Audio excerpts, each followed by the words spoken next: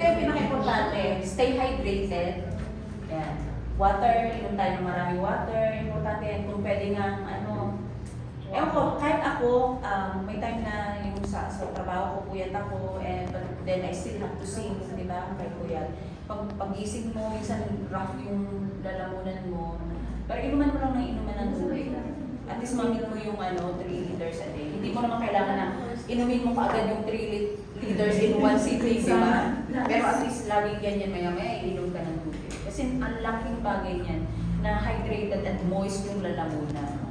So yun, ang vocal warm-up na ginagawa natin before we practice, before we sing, napaka-importante din yan. And body exercise kasi para at least yung body, yung mind, yung katawan mo coordinated. So, importante yan. Exercise. And yung mga pagkain na kinakain natin, at least before tayo mag-perform. Okay lang kahit ang kainin nyo afterwards. Kasi nasa pagdidisiplina din yan eh. Kahit anong kainin natin. Basta, ang importante, ready tayo. Yung vocal cords natin open before we perform. Nakapag-vocalization tayo, nakapag-warm up tayo, and moist, hydrated ang body natin. So yan ang pinaka-importante. Para maiwasan natin yung mga vocal injuries. Tsaka yung proper technique din. Proper technique, isa pa yan. Ngayon kung i-anin ko, ang pinaka-main na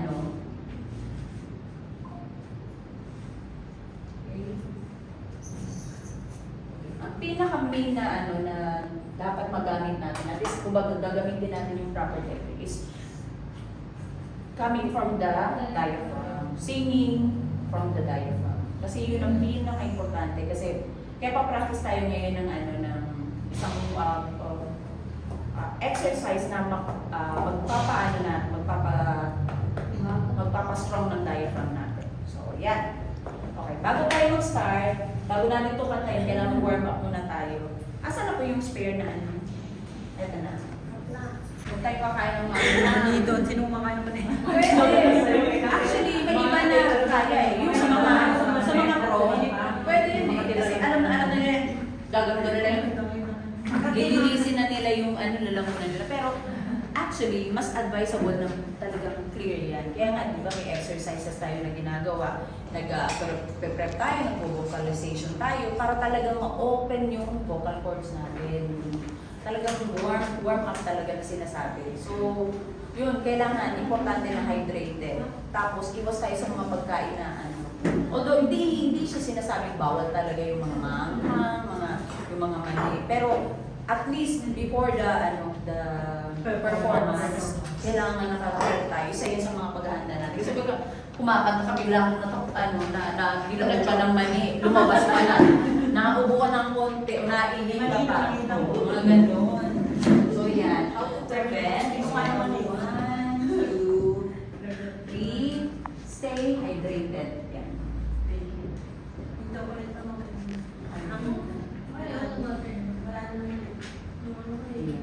Tapos, warm up. Vocal.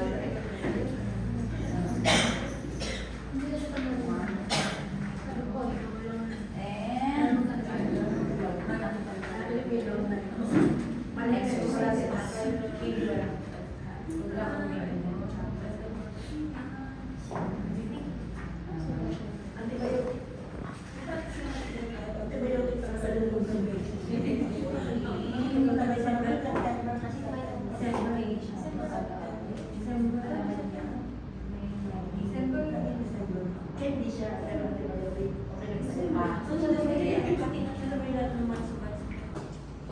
Yun, isa pa po.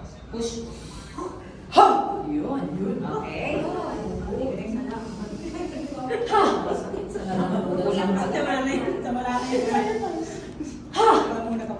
Pinipigilan mo. Dapat ilabas mo siya. Okay. Isa pa.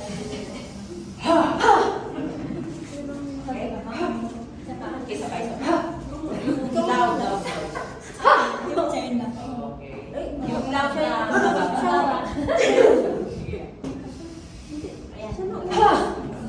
di ba? Tapos na siya. Siya lang Hangin ang kulang sa iyo. Hindi pa. Ito ang isa pa. Sumigaw. No, mga more. Okay. Sige, isa pa. Putol ang ano mo. Putol ka. Ang nangyari sa'yo, pumutol kang ganun, bago ka. Kailangan continuous. Continuous. Getting in the air and getting out. Ayan, ayaw. Okay, sige. Yun. Okay. Isa pa. Naubos na. Okay na lang. Yun. And here we go. Come on, come on. Sige na lang. Okay. Wala siya. Inhale ka muna, inhale. Yun. See the difference if you inhale, yung mag-imbang ka muna ng hangin sa katawan mo. Ang laki bagay nung inhale. Kasi kung puro lang kayo, may mga ano na, yung parang akala mo hindi ka humihinga ganun. So, yung rest in between the words and the songs, importante yun. So, kaya importante alam nyo yun. Alam nyo to. Alam nyo yung inhale and exhale. Ha! Ha! Kasi pwede rin yung gamitin pag mataas na, di ba? Ha! Ayan. Wow! So yun, importante yan. Ang hirap nun, Mama. Practicein nyo yan. Practicein nyo lagi.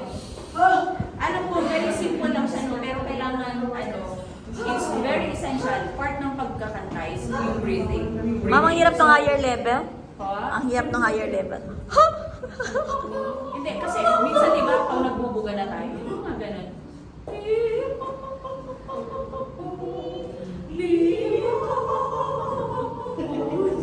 Kailangan pa rin. Maghanap tayo ng exercise na ganyan sa sunod naman. Pero, sunod na ganyan. Yung mga sa soprano, yung pwede. Yan, yung segregation ng boses ang maano tayo kung sino ang pwede kong hahatiin dito. Dapat kasama ko yung partner ko, yung co-singer ko, para at least magkaroon yung si Mr. Buddy, si Kuya Buddy. Doon magaling siya. So, sa mga duet, yung maganda yung namin, chemistry namin, kasi yung blending, so yun ang importante ng sa atin. Dapat marinig ko pa kayo kumanta tatlo kasi bago kayo. So, Yay! Yay na natin. So anyway, andito na tayo na sa breathing. So, okay, sabay-sabay tayo. 1, 2, 3, inhale. Okay, isa pa. 1, 2, 3, inhale. Para ko na may pag-ganon pa talaga. So, pakiramdaman niyo yung hangin na pumapasok yung sa ano niyo, sa dibdib niyo. Napakasimple lang yan. So, meron tayong gagawin ngayon. So, after inhale, so,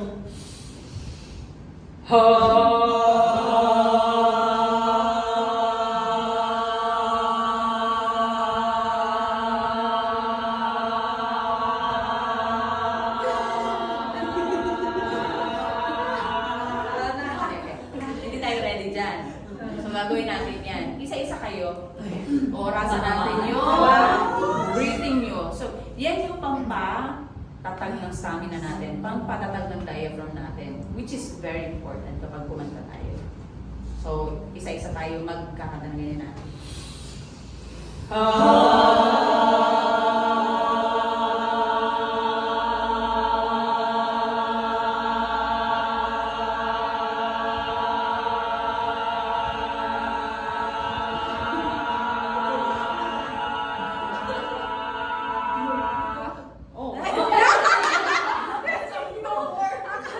Ang tigil eh. Ito, go on. Continue. So, ito yung tigil na sign ko. Okay. So, paisa-isa tayo. Yung paggamit natin ng lalamunan natin, ng vocal cords natin. So, importante yan na alam natin kung paano maiwasan yung para maiwasan natin magkaroon ng vocal injuries. Unang-una sa pagkain din natin, and yung sa preparation bago kumanta. Importante hydrated tayo. Yeah, thank you so much. Yes, Miss Luli, lagi may dala water. Sino ba ang nagdala pa kayo ng water lahat?